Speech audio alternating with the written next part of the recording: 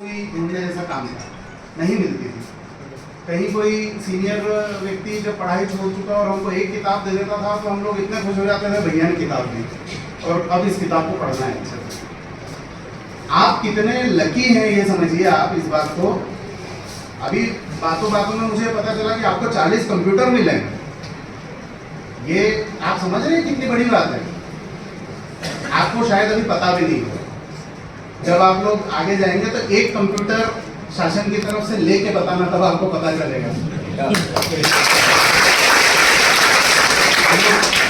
में काम करते हैं, आप विश्वास नहीं करेंगे, हमारे प्रिंटर का टोनर खराब हो जाता है तो उसके लिए भी पूरा एस्टीमेट बनता है।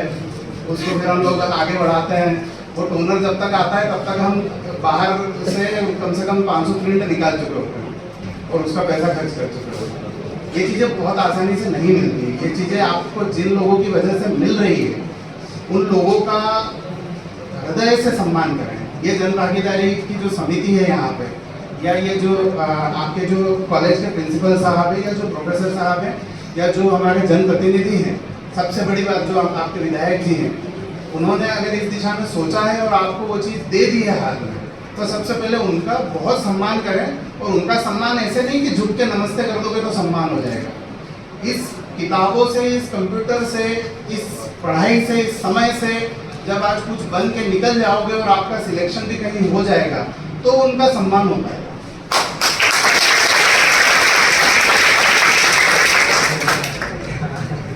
तो वो करके आप बताएं तो बहुत अच्छा लगेगा, क्योंकि हमारा क्षेत्र जो है बैकवर्ड क्षेत्र है।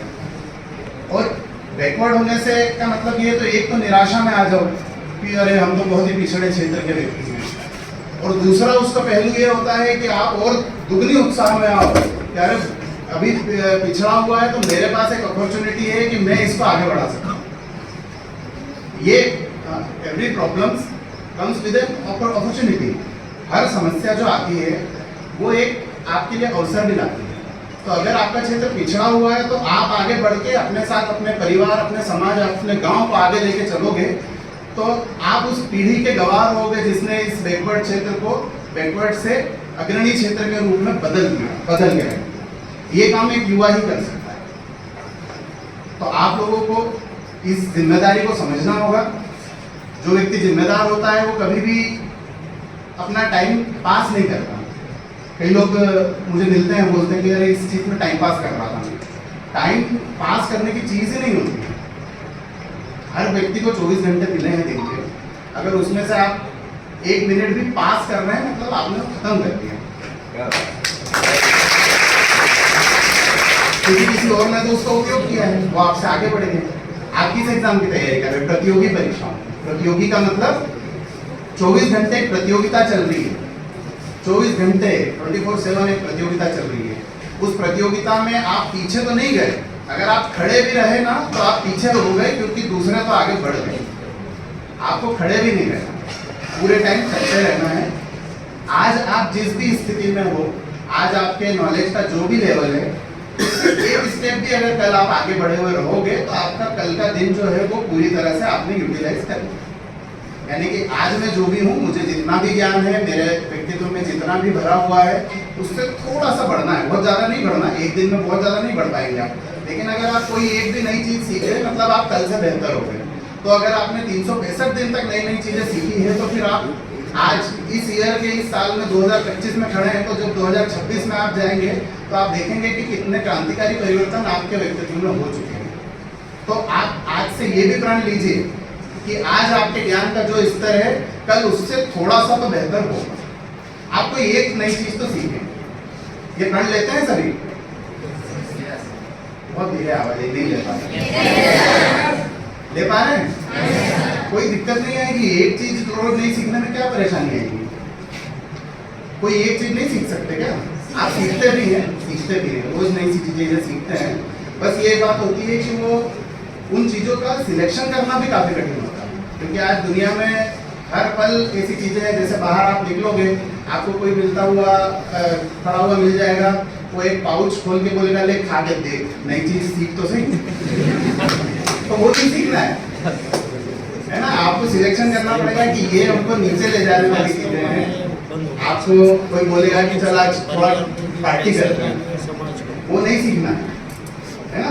कोई मोबाइल बताएगा कि देखिए नई ऐप आई है, डेटिंग ऐप आई है, इसमें लोग मिलते हैं, वो नहीं सीखना है। वो काम की चीज़ें नहीं है। काम की जो चीज़ें हैं जिससे ज्ञान में वृद्धि होती है, जिससे आप भविष्य में कुछ अच्छा कर पाएंगे, वो चीज़ें रोज एक चीज़ सीखना है, बहुत अच्छा लगेगा आपको। ये जो आज ये कमरा है, इस कमरे की विशेषता है, इस कमरे की क्या विशेषता है ये बताता हूँ मैं आपको। लोकतंत्र समझते हैं आप? जनता के लिए शासन लोकतंत्र होता है ना। लोकतंत्र में जो सबसे महत्वपूर्ण दो शब्द है, लोक और तंत्र। लोक यानी कि पब्लिक, जो आप हो, बहुत सारी पब्लिक है। उस पब्लिक को मैनेज करने के लिए, उसके लिए देश चलाने के लिए एक तंत्र बनता है, यानी कि सिस्टम। उस तंत्र में कौन होता है? उस तंत्र के चार स्तंभ है। स्तंभ यानी खंभे, जिसपे जैसे ये दीवार, ये छत है ना, ये चार खंभों पे टिकी हुई है। तो लोकतंत्र यानी कि आप जो पूरी पब्लिक हो, वो चार खंभों पे टिकी हुई है।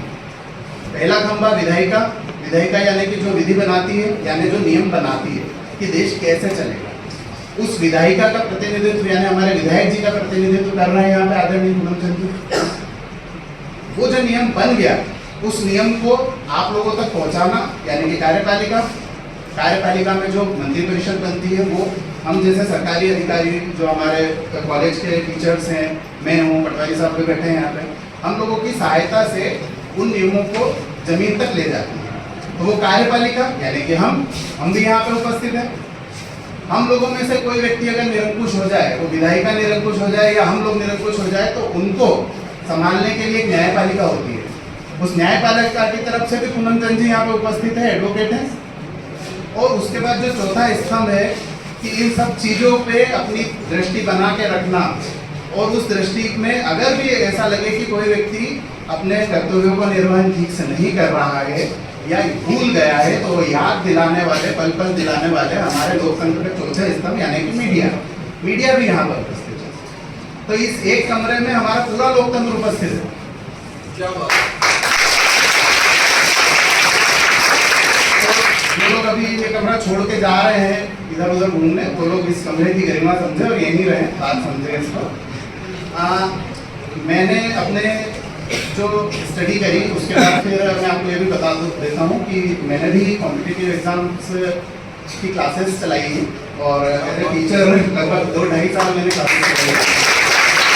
तो मुझे बहुत अच्छा लगा है देख के कि सलाना में आप लोग ये प्रयास कर रहे हैं। मैं हमेशा कोशिश करता रहता हूँ कि ऐसी कोई प्लेस मुझे मिले, तो मैं आप लोगों से निवेदन करूँगा कि मुझे भी अवसर दीजिएगा।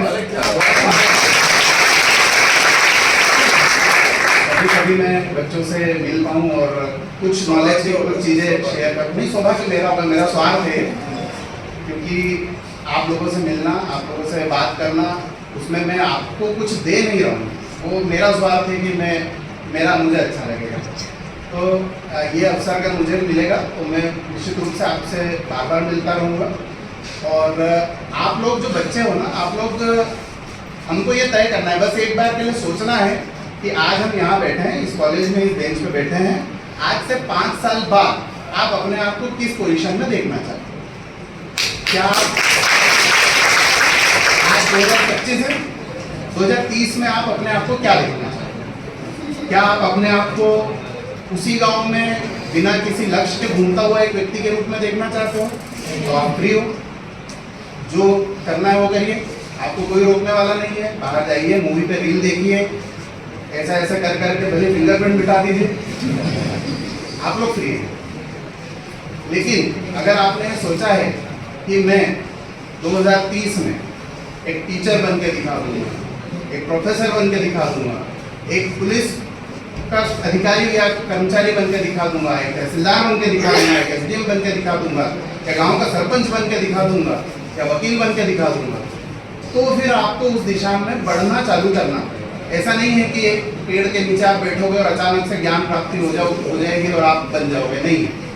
एक एक कदम बढ़ना चालू करना पड़ेगा, धीरे धीरे चलना चालू करना पड़ेगा, तब उस मंजिल तक आप पहुँच पाएंगे। और जब उस मंजिल तक पहुँच जाएंगे, तब आप देखना दुनिया कैसी बदलती है। आज आप जिन लोगों से मिलने के लिए खड़े रहते हो, आप सोचते हैं कि कभी इनसे बात करेंगे, वो लोग आपसे मिलने के लिए खड़े रहेंगे। क्या बात, दुनिया बदल जाएगी। बहुत बढ़िया। आप लोगों को शायद पता भी नहीं है कि टेबल के उस पार और इस पार का अंतर क्या होता है। मैं चाहता हूं कि आप लोग फील करें कि जब टेबल के इस पार आप आ जाएंगे तो आपको क्या क्या चीज़ें बदली हुई मिलेगी, और आप लोग बिल्कुल सक्षम हैं। दिमाग से ये बात बिल्कुल हटा देना कि वो इंदौर वाले, वो भोपाल वाले या वो दिल्ली वाले लोग ज़्यादा समझदार होंगे, ऐसा नहीं है। हमारी जो MPPSC की परीक्षा होती है वो लगभग 5 लाख लोग देते हैं। 5 लाख लोगों में से पोस्ट निकलती है, मान लो कि 500 पोस्ट निकलती है, यानी सक्सेस रेशो बहुत कम है। 100 लोगों में से कोई एक बच्चा पास होता है, और जो 5 लाख लोग तैयारी करते हैं उसमें से 2 से 2.5 से 3 लाख लोग उन्हीं महानगरों में रह के तैयारी कर रहे हैं, कोचिंग जा रहे हैं। तो अगर उन लोगों को हम अपने गांव में बैठ के बीट कर चुके हैं तो ये उदाहरण आपके सामने है कि अगर इच्छा शक्ति है तीव्र, प्रतिबद्धता तीव्र है और सही रास्ते पे चलने का जज्बा है तो आप भी एक ना एक दिन सक्सेस हो जाएंगे। कोई दिक्कत नहीं है। अभी तक आपने क्या किया, अभी तक आप नहीं पढ़े, कोई बात नहीं। अभी तक आप सप्लीमेंट्री से पास हुए, कोई बात नहीं। फेल हो गए, कोई बात नहीं। आज इस दिन अगर आपने तय कर लिया कि आज से मेरा नया जीवन शुरू, तो आप देखना कि शुरू हो जाएगा। तो सबसे पहले अपने दिमाग को जिन जिन लोगों ने भी ये निर्देश दे रखा है कि नहीं भैया तू तो एवरेज बच्चा है, नहीं अपन अपने से नहीं होती पढ़ाई, ऐसे लोग जितने भी हैं वो अपने आप को आज वापस से निर्देश दे देना कि जब करूंगा तब होगी ना, अभी तक करी नहीं है इसलिए नहीं हुई है। मैं आपको मेरा पर्सनल एग्जांपल देता हूँ, हालांकि मेरी थोड़ी सी उससे रिस्पेक्ट कम होगी, लेकिन मैं दे देता हूँ कि कॉलेज के फर्स्ट ईयर में मैं सप्लीमेंट्री से पास हुआ था। मेरा मैथ्स के पेपर में सबसे कम नंबर आए थे और मैं फेल हो गया था उसमें। फिर मैंने सप्लीमेंट्री एग्जाम दी थी और फिर पास हुआ। बट जब मैंने कॉम्पिटिटिव एग्जाम की तैयारी करी, मैथ्स की बुक खोली और पढ़ना चालू किया, तो 400-500 बच्चों की क्लासेस में मैं बिना पेन उठाए सबसे पहले उत्तर दे दिया करता था। इतनी मेरी प्रैक्टिस थी। क्वेश्चन कुछ भी आ जाए, किसी तरह का भी आ जाए, मुझे जरूरत नहीं पड़ती थी पेन और कॉपी। मैं थ्योरीज की जरूरत नहीं पड़ती थी, मैं मेरे हिसाब से थ्योरी भी बना लेता था। तो वो क्यों? क्योंकि मैंने अपने आप को वो निर्देश नहीं दिया कि इसके पहले मैं नहीं पढ़ा था। मुझे पता है कि जिस दिन मैंने पढ़ना चालू किया, जिस दिन मैंने सही दिशा में चलना चालू किया, जब आप सही दिशा में चलना चालू करोगे तो पहुंचोगे ही ना, कैसे नहीं पहुंचोगे? बस दिशा सही होनी चाहिए, ये निर्धारित आपको करना। आप अगर एक यहाँ से लेके आपको इंदौर तक जाना है और इंदौर वाली रोड पे आप चल रहे हो, नहीं पैदल चल रहे हो, पहुंचोगे तो इंदौर ही ना, इंदौर से पहुंचोगे। बस तय ये करना है कि कहीं आपने चलते चलते इधर तो नहीं मुड़ गए या उधर तो नहीं मुड़ गए, क्योंकि अगर इधर उधर मुड़े तो फिर नहीं पहुंच पाओगे। तो आज से सही दिशा में चलना चालू करेंगे हम सभी सही दिशा में चलना चालू करेंगे। एक चीज, पूरी हिम्मत के साथ चलेंगे। दूसरी चीज, अपने आप को किसी से कमजोर नहीं समझेंगे। तीसरी चीज, किसी से कमजोर मत समझना अपने आप को, क्योंकि मैं जानता हूँ मेरे पास एक नहीं ऐसे कई उदाहरण है, कभी मिलेंगे तो मैं दूंगा आपको, कि जो लोग अपने आप को कम समझते थे लेकिन जब सही दिशा में चलना चालू हुए तो कईयों से आगे बढ़ गए। तो हम अपने आप को किसी से कमजोर नहीं समझेंगे, हम डिस्ट्रैक्शन से बचेंगे, क्योंकि आज के समय में मोबाइल का युग है। हालांकि आप लोग आर्टिफिशियल इंटेलिजेंस से बहुत कम परिचित होंगे अभी, लेकिन आगे आने वाले 5 साल में मेरे ख्याल से आप लोग उससे भी बहुत ज़्यादा परिचित हो जाएंगे। तो आगे का जो युग है वो पूरी तरह से एक कृत्रिम युग है। उस कृत्रिम युग में अपने आप को स्थिर बनाए रखना और एक मानव की भांति बनाए रखना बहुत कठिन काम है। कहते हैं ना, सरल होना सबसे कठिन है। आपका सरल होना सबसे कठिन है। तो अगर आप अपने आप को उस डिस्ट्रैक्शन से बचा पाए, क्योंकि आप ये जो मोबाइल है ना, आपकी मुट्ठी में पूरी दुनिया है, ये बम भी है। मतलब आप कहते हैं ना कि जैसे जो परमाणु है ना, सूरज है, सूरज में क्या होता है? एनर्जी होती है। यही तो परमाणु है, यही तो अणु है जो एनर्जी बनाते हैं, लेकिन वो नियंत्रित है इसलिए एनर्जी है। अगर वो अनियंत्रित हो तो परमाणु बम बन जाता है ना। अगर आपके एफर्ट्स, आपके जो सोच है वो नियंत्रित है, आप अपने आप के नियंत्रण में है, तो तो फिर आप एक एनर्जी बनेंगे, आप एक ऊर्जा बनेंगे, और ऊर्जा से आपका खुद का फायदा होगा, समाज का भी फायदा होगा। जहां आप अनियंत्रित हुए, आपको पता ही नहीं कि करना क्या है, तो आप परमाणु बम बन जाओगे। वो हमारे समाज का ही विध्वंस कर दोगे और स्वयं का भी एक दिन विध्वंस कर दोगे, कहीं पड़े हुए मिल जाओगे। तो हमारी एनर्जी नियंत्रित होना चाहिए, दिशा हमको पता होना चाहिए किस तरफ जाना है। आपको हेल्प करने वालों की कोई कमी नहीं है। इस दुनिया में बैलेंस है, जितने नकारात्मक लोग हैं उतने ही सकारात्मक लोग भी हैं। अदरवाइज ये दुनिया पलट जाती है एक तरफ। कोई चीज का बैलेंस तो तभी बनता है ना जब जितने इस तरफ वाले हैं उतने उस तरफ वाले भी हैं। तो नकारात्मक भी उतने ही है, सकारात्मक भी उतने ही। अगर आप सही दिशा में चलना चालू करोगे तो आपको हमारे प्रोफेसर लाल यादव जी जैसे लोग या हमारे जन भागीदारी वाले जो लोग हैं, वैसे लोग, हमारे जो जनप्रतिनिधि हैं, हमारे प्रिंसिपल साहब, ऐसे लोग रास्ते में खड़े हुए मिलेंगे कि अच्छा सही दिशा में चल रहा है, ला मैं किताब ला के देता हूँ, ला मैं पुस्तक ला के देता हूँ, ला मैं कंप्यूटर ला के। तो जब ऐसे लोग मिलेंगे तो वो आपके भले के लिए मिले हैं। नकारात्मक लोग बहुत पड़े हुए मिलेंगे, आपको गली चौराहों पर मिलेंगे, लेकिन उन पर ध्यान नहीं देना है, क्योंकि आपके पास ऐसे लोग हैं जो ध्यान देने लायक हैं। उन पर ध्यान दीजिए और आप आगे चलते चलिए। हम भी सकारात्मक लोगों की श्रेणी में ही हैं, तो आपका पूरा सहयोग जिस तरह से होगा उस तरह से करेंगे। सब्जेक्टिव बातें जब करेंगे तब किसी विषय पे बात करेंगे। अभी तो चूंकि जनरलाइज बात करनी है, मुझे भी पता नहीं था कि आज क्या कार्यक्रम क्या है। लाल साहब ने बोला कि एक कार्यक्रम है आ जाओ। अब वो एक कार्यक्रम है और कॉलेज में है, मेरे लिए उतना ही पर्याप्त था कि कॉलेज में है तो मैं जाऊँगा, भले कोई भी कार्यक्रम, क्योंकि मुझे अच्छा लगता है बच्चों से बात करना। तो थैंक यू सो मच। आप लोगों को कभी भी किसी तरह की समस्या आए, कोई बहुत ही सिली क्वेश्चन भी माइंड में हो तो भी आके मुझसे बात कर सकते हैं। मतलब बहुत कठिन क्वेश्चन की बात नहीं कर रहा हूँ, तो बहुत सीधी सी बात भी दिमाग में आ रही हो तो तहसील में मैं बैठता हूँ, कभी भी आके आप बात कर सकते हैं। गांव की कोई समस्या हो, क्योंकि कई बार हमको गांव की समस्या ऐसे पता नहीं चलती, तो जागरूक बच्चे होने के नाते कोई समस्या हो तो भी मुझे आप अलग से आके बता सकते हैं। अपन पूरा प्रयास करेंगे कि आपके माध्यम से उस समस्याओं को हल करने का प्रयास करेंगे, आपकी निजी समस्याओं को भी हल करने का प्रयास करेंगे। जितनी कैपेसिटी मुझ में है, जितना ईश्वर ने मुझे दिया है, वो मैं आपको बांटना चाहूँगा। थैंक यू सो मच, मुझे अवसर दिया है यहाँ पे आने का, इसके लिए बहुत हृदय से आभार।